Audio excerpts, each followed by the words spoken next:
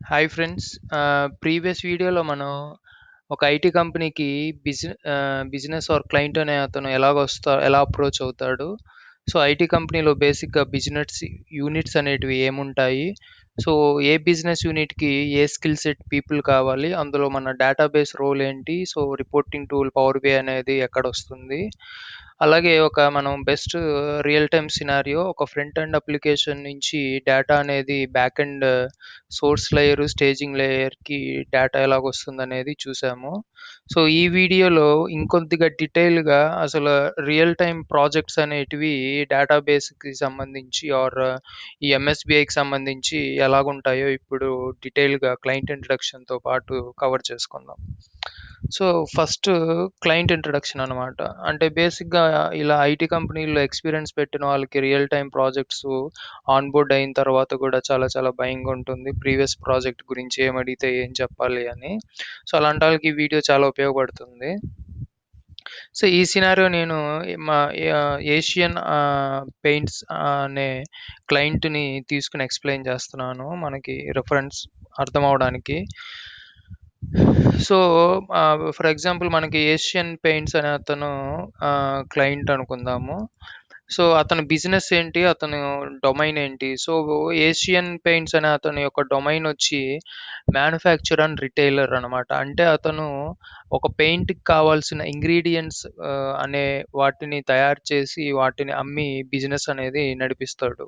Ingredients అంటే ఇక్కడ మనము ఫర్ ఎగ్జాంపుల్ ఏదన్నా ఫుడ్ ప్యాకింగ్‌లో గాని, లేపోతే ఫుడ్ కంటెంట్ స్టోర్ అయ్యే ఒక వెసెల్ ఫర్ ఎగ్జాంపుల్ కోక్ టిన్ తీసుకున్నా గూడా, దానికి లోపల అల్యూమినియం కోటింగ్ అనేది చేయబడుతుంది. అలాగే సబ్‌మరైన్స్‌లో ఉన్న షిప్స్ కొన్ని మంత్స్ పాటు అలా డీప్ సీలో ట్రావెల్ చేస్తా ఉంటాయి. సో, దానికక్కడ high pressure plus corrosion resistance అనేటివి కావాలి. అలాగే ఏరోప్లేన్స్ అనేటివి గూడా హై టెంపరేచర్‌లో వెళ్తాయి. అలాగే వాటి మీద ఏదన్నా వాన ఆర్ స్నో సంబంధించిన ఏవి గూడా అక్కడ రిమైన్ అవ్వకుండా స్మూత్‌గా కిందకి పడిపోవాలి.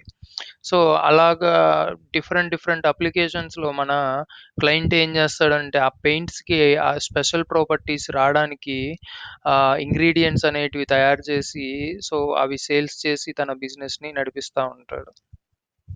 ఈ విధంగా క్లయింట్‌కి అక్రాస్ ది గ్లోబ్ అంటే యూఎస్, జర్మనీ, ఆస్ట్రేలియా, కెనడాలో manufacturing units and sales units ఉన్నాయి. ఫర్ ఎగ్జాంపుల్ మన ఇండియాలో ముంబైలో అతని సేల్స్ యూనిట్స్ అనేది ఉంది అనుకుందాము. సో, నెక్స్ట్ సో, ఈ విధంగా ఇప్పుడు క్లయింట్‌కి మనం ఏం చెప్పుకున్నాము? మ్యానుఫ్యాక్చర్ అండ్ రిటైలర్ అన్నాము. అంటే క్లయింట్ మ్యానుఫ్యాక్చర్ అన్నప్పుడు తను ఈ పెయింట్స్‌కి కావాల్సిన ఇంగ్రీడియెంట్స్ కావాలన్నప్పుడు తనకంటూ రా మెటీరియల్స్ కావాలి. ఇన్వెంటరీ స్టాక్ ఇది కావాలన్నమాట మేనేజ్‌మెంట్ చేయడానికి.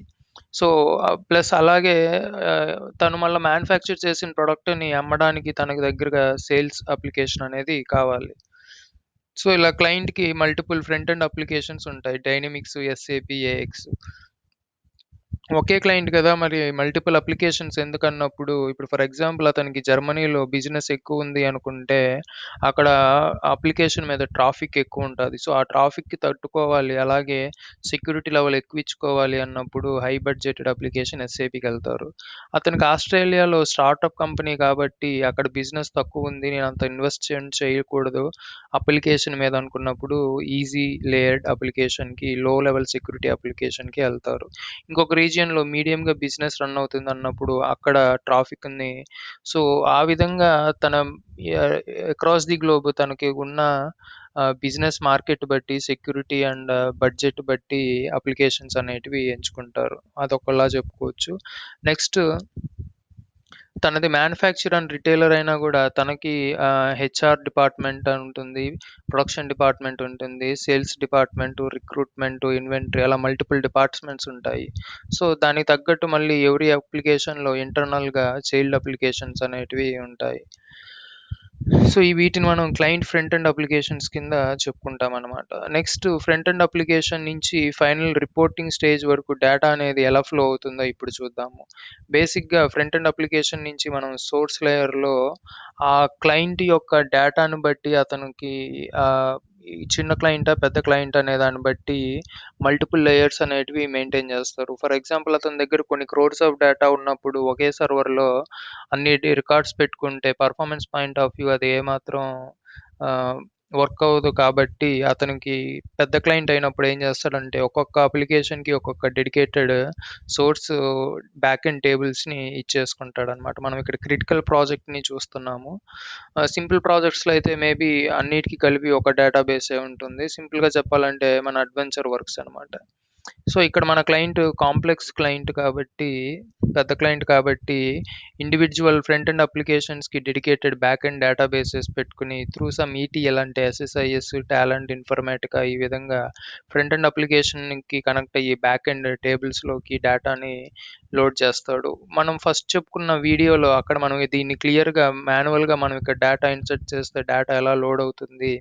సో, సోర్స్ లేయర్‌కి, స్టేజింగ్ లేయర్‌కి మధ్య డిఫరెన్స్ ఏంటి? ఇక్కడ ఏ కాలమ్స్ తీసుకోవాలి, ఇక్కడ ఏ కాలమ్స్ తీసుకోవాలి, మధ్యలో ట్రాన్స్‌ఫర్మేషన్స్ ఎలా అప్లై చేస్తాం అనేది మనం రియలిస్టిక్‌గా చేస్తూ ఎక్స్‌ప్లెయిన్ చేశాము.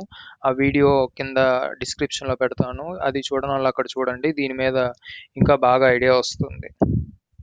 సో, ఇక్కడ మళ్ళా ఈటీఎల్ అంటే ఎయిదర్ త్రూ స్టోర్డ్ ప్రొసీజర్స్ కానీ, లేదంటే మళ్ళీ ఈటీఎల్ టూల్స్ యూజ్ చేసి సోర్స్ నుంచి ఒకే స్టేజ్‌లోకి డంప్ చేసుకుంటారు. దీన్నే మనం కన్సాలిడేటెడ్ డేటా వేర్‌హౌస్ అని కూడా టెక్నికల్‌గా చెప్పుకుంటాం. సో, ఈ విధంగా స్టేజింగ్ లేయర్ నుంచి మళ్ళీ డేటా వేర్‌హౌస్‌కొస్తారనమాట. ఇక్కడ అది స్టార్ స్కీమా, స్నోఫ్లేక్ స్కీమా అనేటివి డిజైన్ చేస్తాము. Based upon the requirement and need.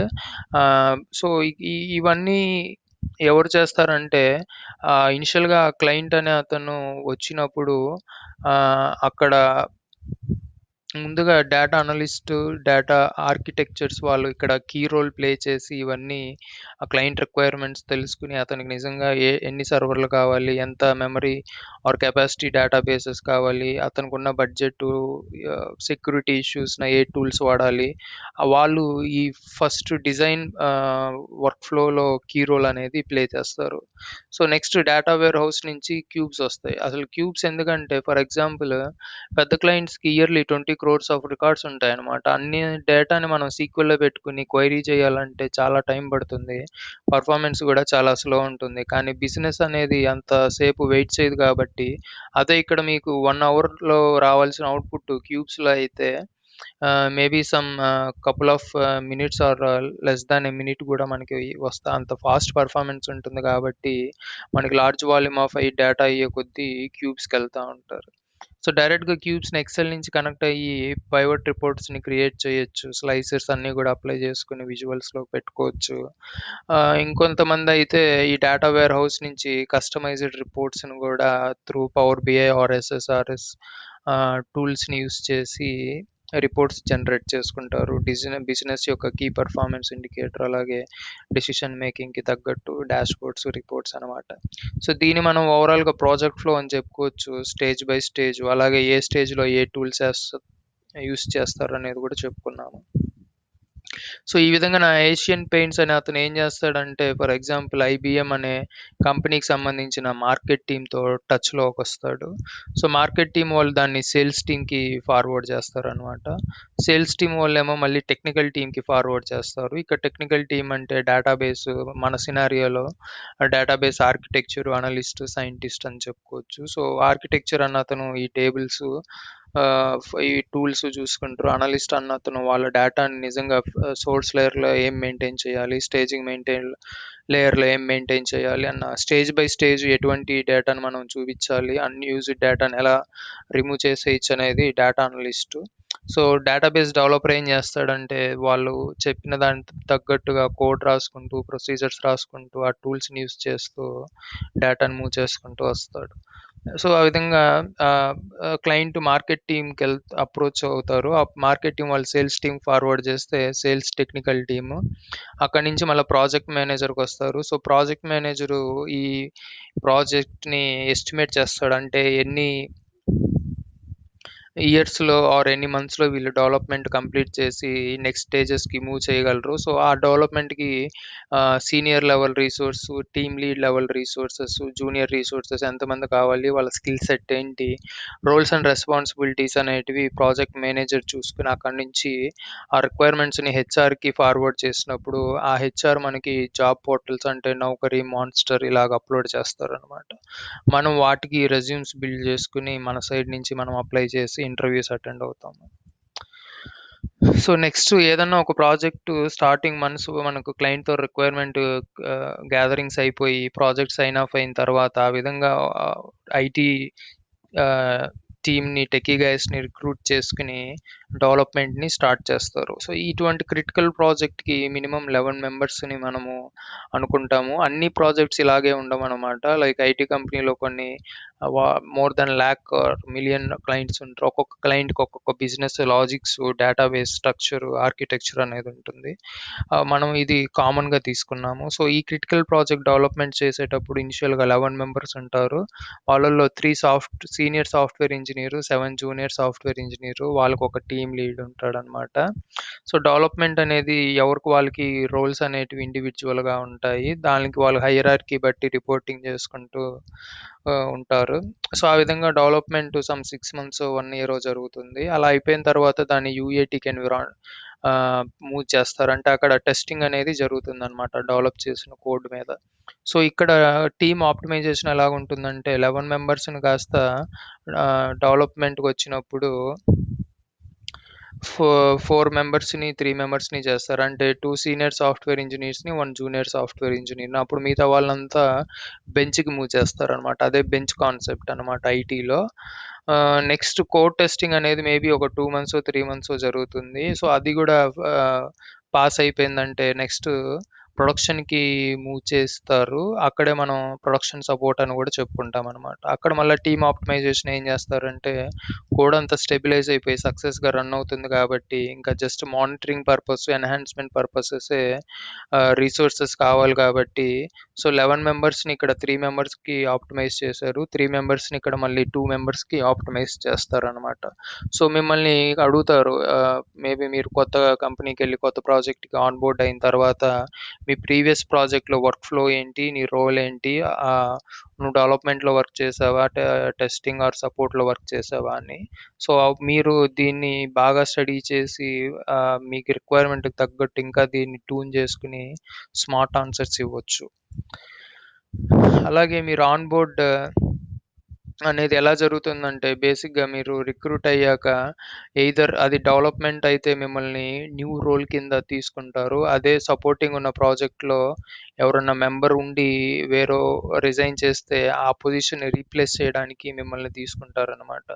So, replace చేసేటప్పుడు కేటీ పార్ట్ అనేది చాలా ముఖ్యము. మేబీ సపోర్టింగ్ ప్రాజెక్ట్స్‌కి 2 వీక్స్ ఉంటుంది. ఆన్‌గోయింగ్ ప్రాజెక్ట్స్‌కి అయితే 1 వీక్ అలాగుంటుంది.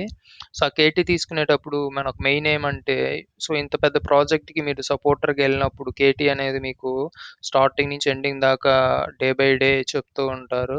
సో, మీరెక్కడన్నా ఏదన్నా పాయింట్ మిస్ అయిపోయి అంటే మీరు నోట్స్ తీసుకోకుండా ప్రాపర్ డాక్యుమెంటేషన్ అనేది వాళ్ళు ప్రొవైడ్ చేయనప్పుడు అప్పుడు పర్లేదు గానీ మళ్ళీ ప్రొడక్షన్ సపోర్ట్ చేసేటప్పుడు ఏదన్నా ఇష్యూ వచ్చినప్పుడు మనకప్పుడు డే అండ్ నైట్ కూర్చోవాలనమాట. అందుకే ప్రొడక్షన్ సపోర్ట్ చేసేవాళ్ళు ఆ జాబ్ చాలా రెస్ట్‌లెస్‌గా ఫీల్ అవుతారు. అందుకే వాళ్ళకి కేటీ పార్ట్ అనేది చాలా ముఖ్యం.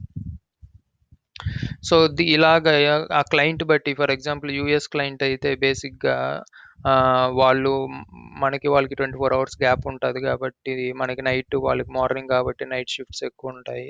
సో, అదే ప్రొడక్షన్ సపోర్ట్ అన్నప్పుడు 24/7 అన్నప్పుడు డైలీ 3 షిఫ్ట్స్ ఉంటాయి. అదే డెవలప్‌మెంట్ రోలు ఆహ్, మన టైమ్ జోన్‌తో సెట్ అయిన వాళ్ళకైతే జనరల్ టైమింగ్స్ ఉంటాయన్నమాట.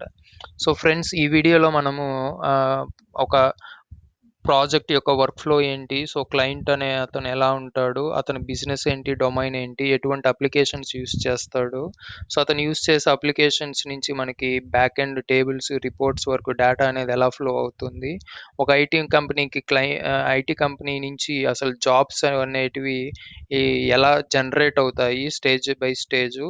సో, దాన్ని బట్టి ఒక టీమ్‌కి మెంబర్స్‌ని ఎలా తీసుకుంటారు? సో, వాళ్ళకి ఏ రోల్స్ అసైన్ చేస్తారు? మనం ఆన్ బోర్డ్ అయినప్పుడు యాస్ ఎ న్యూ రోల్ గాని, రీప్లేస్‌మెంట్ గాని తీసుకున్నప్పుడు కేటీ పార్ట్ అనేది చాలా ఇంపార్టెంట్. సో, అలాగే మనం ఆన్ బోర్డ్ అయ్యాక మన షిఫ్ట్ టైమింగ్స్ ఎలా ఉంటాయనేది ఈ వీడియోలో కవర్ చేసుకున్నాము.